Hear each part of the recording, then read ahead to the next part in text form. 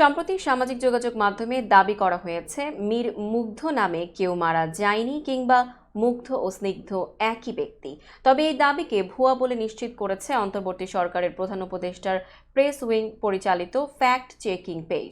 বৃহস্পতিবার রাতে পেজটির এক পোস্টে জানানো হয়, মুগ্ধর মৃত্যুর ঘটনা সম্পূর্ণ সত্য এবং এটি বিভিন্ন গণমাধ্যমে প্রকাশিত হয়েছে।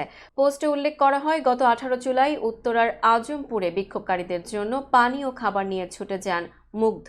একটি ভিডিওতে দেখা যায় মৃত্যুর 15 মিনিট আগে তিনি পানির বোতল ও বিস্কুট বিতরণ করছেন। বিকেল 5টার দিকে আজমপুর মোড়ে গুলিবিদ্ধ হন তিনি। গুলিটি কপাল ভেদ করে মাথার ডান পাশ দিয়ে বেরিয়ে যায়। উত্তরা ক্রিসেন্ট হাসপাতালে নেওয়ার পর কর্তব্যরত চিকিৎসক তাকে মৃত ঘোষণা করেন। মুগ্ধর জীবন নিয়েও পোস্টে বিস্তারিত তুলে ধরা হয়। খুলনা বিশ্ববিদ্যালয়ে গণিতে স্নাতক শেষ করে তিনি বাংলাদেশ ইউনিভার্সিটি অব প্রফেশনালসে প্রফেশনাল MBA-তে ভর্তি হয়েছিলেন। পাশাপাশি ফ্রিল্যান্সিং করতেন। মৃত্যুর সময় তার গলায় ঝুলছিল লেমিনেটিং করা BUPর আইডি কার্ড, যা গুলিবিদ্ধ হয়ে রক্তমাখা অবস্থায় তার পরিবারের কাছে পৌঁছায়। মুগ্ধর যমজ ভাই স্নিগ্ধ ভাইয়ের মৃত্যুর গুজব নিয়ে আক্ষেপ প্রকাশ করেছেন।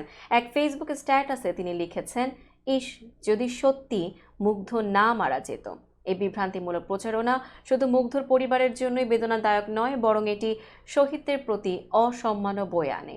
জনগণকে এই ধরনের ভুয়া তথ্য থেকে সতর্ক থাকার আহ্বান জানানো হয়েছে।